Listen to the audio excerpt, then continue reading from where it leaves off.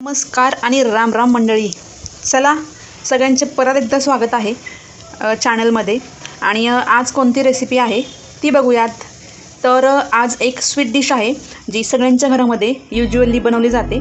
तर तीच मी आज तुम्हाला शेअर करणार आहे. तसं असतं किती जरी म्हटलं तरी प्रत्येकाच्या हाताची चव वेगळी आणि प्रत्येकाची डिश ही वेगळी असते. सो आज मी बनवणार आहे मस्त असा गोडाचा शिरा. तर चला रेसिपी बघून घेऊयात.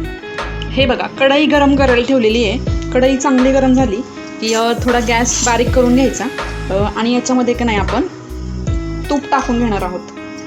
हे बघा,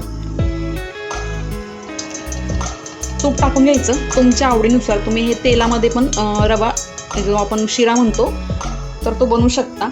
1 चमचा मी तूप टाकून घेतलेला आहे. तूप चांगलं वितळून द्यायचं. आणि वनस्पती तेलामध्ये पण तुम्ही वनस्पती डालडा जो असतो ना त्याच्यामध्ये पण हा शिरा तुम्ही बनवू शकता. तर तेल गरम झाल्यानंतर रवा जो आहे तो यात टाकून घ्यायचा. मी 1 वाटी तुम्हाला ह्याचं माप सांगते. 1 मिनिट.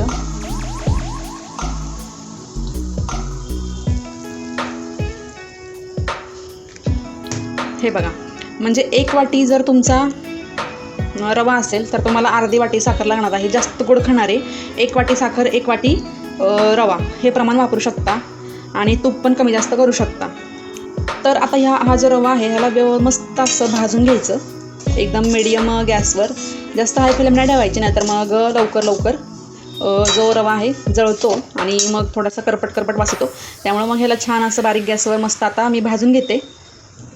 आता असं मी छान हा जो रवा आहे तो मस्त असा भाजून घेतला आहे. थोडा आता रंग चेंज व्हायला लागला. थोडंसं एकदम रंग चेंज व्हायला लागेल. काढून घ्यायचं ताटामध्ये. असं मी काढून घेतलं आहे. आणि ह्याला जर काढून ठेवायचं डायरेक्ट. म्हणजे कसं आहे, शिरा जो आहे त्या करण्याच्या खूप पद्धती आहेत. तर ही एक वेगळी पद्धत आहे. बघू आपण, आता तुम्हाला कळलंच. तर हे बघा, हे खोबरं पण जे आहे ना ते मी असं थोडंसं मोठं कापून घेतलं आहे. ड्रायफ्रूट्स आहे आणि हे थोडेसे खोबऱ्याचे जे कीस आहे तो पण करून घेतलेला आहे. आणि हे जे आहे ते विलायची आहे. तर याच्यामधले जे ड्रायफ्रूट्स आहेत ना तर त्याचं आता आपल्याला थोडंसं तूप टाकून रोस्ट करून घ्यायचे. खरं तर हे जे सुरुवातीलाच करून घ्यायला लागत होतं, पण मी डायरेक्ट रवा टाकला. असो, आता आपण याच्यामध्ये तूप टाकून हे रोस्ट करून घेणार आहोत. फ्राय करून घ्यायचं मस्त. चलो, हे बघा, मी थोडंसं तूप टाकून हे जे आहे ड्रायफ्रूट्स त्याला आता थोडंसं असं फ्राय करून घेते. म्हणजे त्याचा जो क्रिस्पीनेस आहे ना तो लास्टपर्यंत राहतो. हे बघा, मी ताटात काढून घेतले त्याला. आता नेक्स्ट आपण काय करणार आहोत, ही जी कढई आहे त्याच्यामध्ये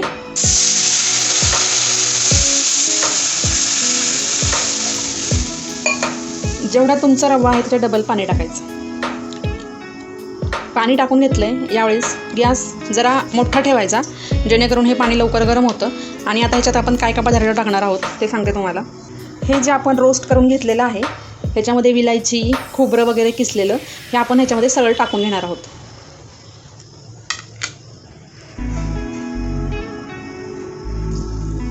हे बघा, हे मी टाकून घेतलं याच्यामध्ये. आणि ह्या स्टेजला याच्यामध्ये एक बघा, आमच्या घरात जास्त गोड खातात म्हणून मी 1 वाटी रवा आहे तर 1 वाटी पूर्ण अशी साखर टाकून त्याच्यामध्ये देणार आहे. पिंच ऑफ खाण्याचा कलर टाकायचा ह्याच्यामध्ये, नाहीतर तुम्ही हळद पण टाकू शकता. खूप छान रंग येतो. ऑरेंज कलरचा हा म्हणजे ऑरेंज रंग आहे हा खाण्याचा. एकदम पिंच ऑफ टाकायचा. हे बघा, आता ह्याला छान मस्त अशी उकळी आलेली आहे. तर तुम्हाला याची एक टिप सांगते. आता आपण जेव्हा याच्यामध्ये हा जो रवा आहे तो सोडणार तेव्हा ना हे खूप गरम असतं आणि अंगावर शिंतोडे उडण्याची शक्यता असते. त्यामुळे एखादे प्लेट सोबत घ्यायची, रवा टाकला की कडाकला झाकण ठेवायचं आणि त्याला थोडंसं वाफवून द्यायचं. चलो, मी रवा सोडून घेते.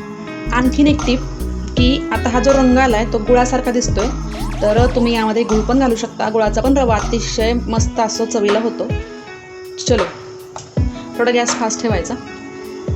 रवा करण्याची हीच एक मोठी ट्रिक आहे की रवा गॅस कधी पण फास्ट ठेवायचा रवा जेव्हा आपण सोडत असतो तेव्हा. तो कारण तो मस्त फुगतो मग. हे बघा, असं उकळत असेल तेव्हाच टाकायचं. हे बघा असं. आणि ह्याला छान असं हलवून घ्यायचं. थोडं हलवायचं. घट्ट व्हायला लागलं आणि थोडंसं असं गरमागरम ते शिंतोडे उडायला लागले की झाकण ठेवून द्यायचं. हे बघा, जेवढं तुम्ही फास्ट गॅसवर रवा शिजवाल तेवढा तो मस्त होतो. मी आता मस्त असा हा रवा शिजवून घेतलेला आहे. मस्त झाला एकदम.